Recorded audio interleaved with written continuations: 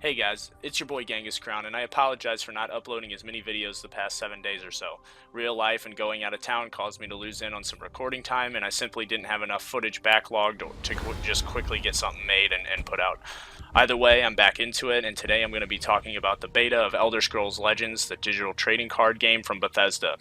This is not an MMO, nor is it a shooter. However, I've really been digging the game so far and have not found a game like this that struck me as something worth playing.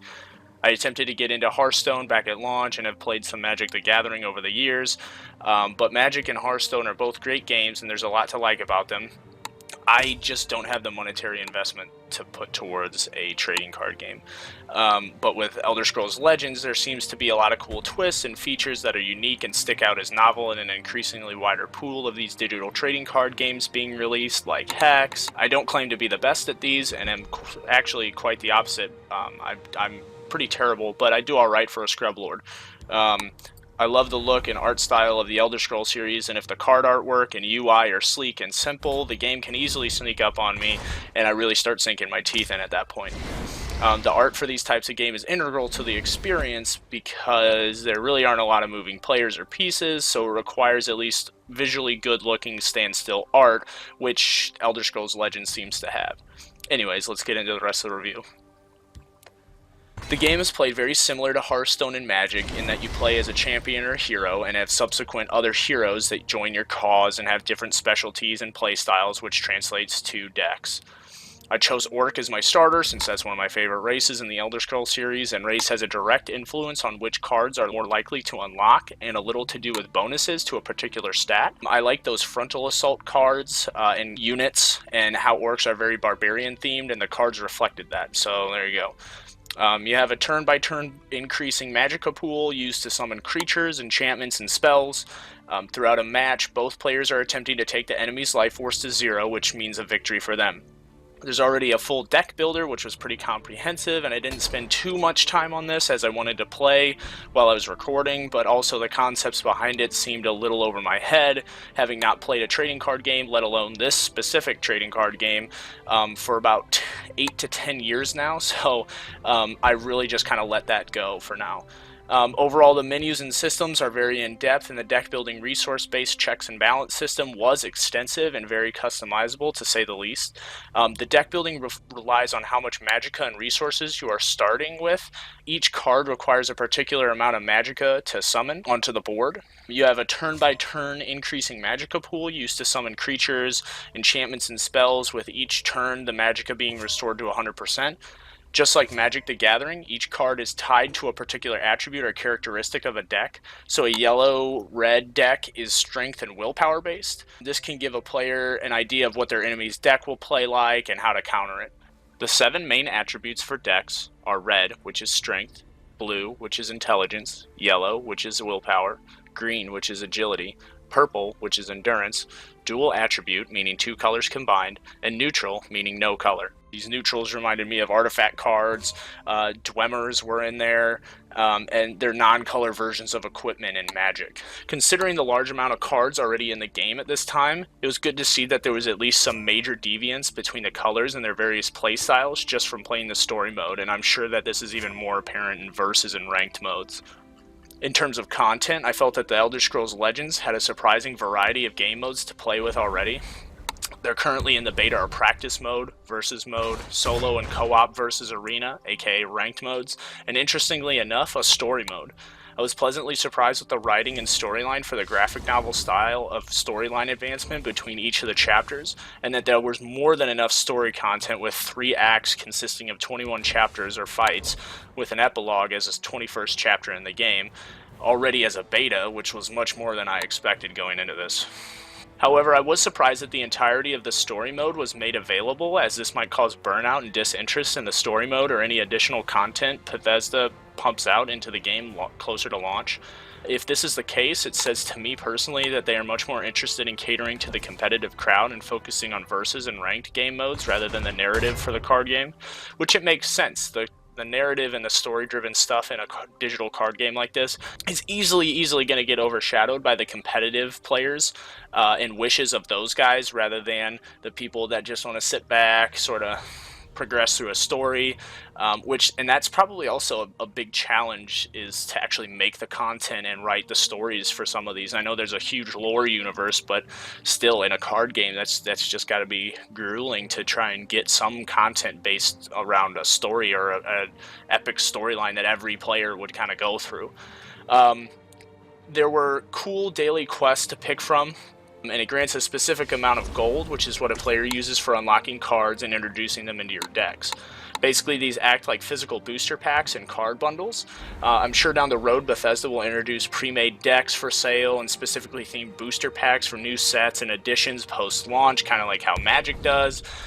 But in general, there were a lot of cool mechanics that both varied and advanced in terms of the gameplay slowly over the period of the story mode. Just from match to match, a lot of stuff would change. The line down the middle denotes 2 separate lanes of attacking where characters can be summoned into. If there's a gold symbol in the middle on both edges of the screen with something other than just the plain gold circle, like wind or a smoke or other icons, this denotes that there will be a lane specialty condition.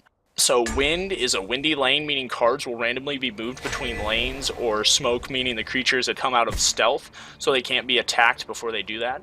I thought this was an incredibly cool concept, and I'm not 100% sure if Hearthstone has something like this, or if I know Magic doesn't really do something like that, but they have their own special mechanics that make sure that Elder Scrolls Legend doesn't just do the same thing that these other digital card games do, and I think that that's a really good thing to set them apart.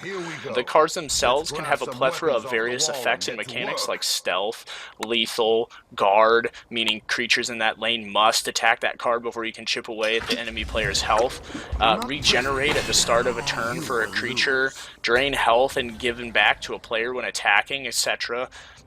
Things like this are really what make the trading card game like Magic or Hearthstone have those unique battles that are just so different across the board between, say, all 3 of these titles. You know, I'm basically describing the meta behind the cards and deck building with a new game. You can talk about that for hours and hours, and I won't get too far into that. I just don't want to make this first impressions too long, as I've also not played the Elder Scrolls Legends for too long, but I'm into Act 3 and I have been enjoying my time quite a bit in the beta. I'm not 100% sure if there's an actual release date and or whether or not beta will end soon or what, and they don't plan to do really, if there's any wipes, considering you're able to purchase card packs right now. I think that's kind of a bait and switch if they really do a lot of like meta changes and sort of deck changes and stuff like that. I frown upon it, and that might be personal, but I know a lot of other people would probably be pretty mad at that. I'll keep playing this game casually and likely after launch, since I am indeed enjoying it if it is free to play. I love the Elder Scrolls universe, along with the fact that I really haven't played a good trading card game like this since I first started playing Magic back when I was a preteen. And I've since fallen off with Magic the Gathering, as it's a huge monetary investment, like I said earlier. But I do like the collection aspects and deck building associated with these digitized forms of trading card games. This actually doesn't require space and security to store these physical cards. I think that's a huge deal. Maybe personally, I know a few other people that are in that same boat. However, this is definitely on my watch list going forward, and since the game is like a gig or 2 of space, something like that, it will probably stay on my hard drive for a good while. I'll finish the video while I continue playing through some of the story mode. Remember that Elder Scrolls Legend beta is free. I simply went to the website, which I'll link in the description, and downloaded the client. I made an account and I was ready to play.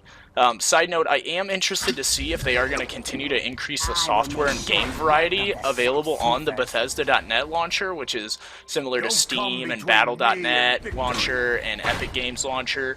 But, you know, only time will tell. It seems like this is also a pretty rough platform for right now. But enjoy the rest of the video, guys. If you enjoyed this video, try to check out some of my other content. Make sure to hit the like, hit the subscribe button, and share with your friends and related Elder Scrolls Legends community. Thanks again. I'll see you around. It's a good day for battle.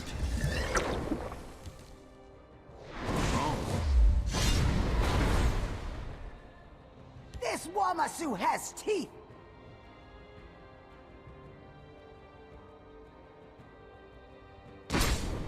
No trouble at all. Don't worry, I fight dirty. Don't come between me and victory. A day is mine! A day is mine!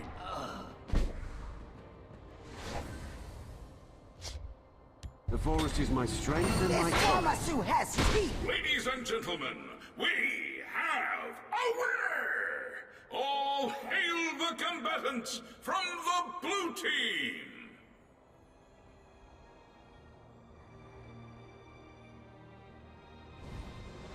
Great. Let's get out of here while they're collecting their winnings.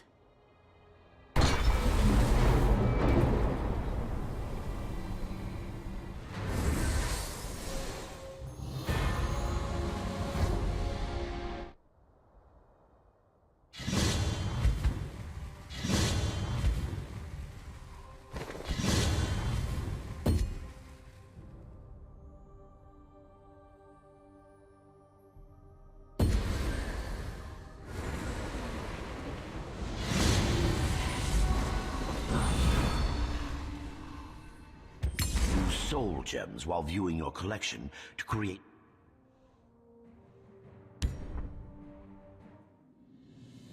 Are you sure these crypts will lead us right into the White Gold Tower? Are you doubting the greatest smuggler in Tamriel? It's crawling with the undead. Well, if they were safe, everyone would use them.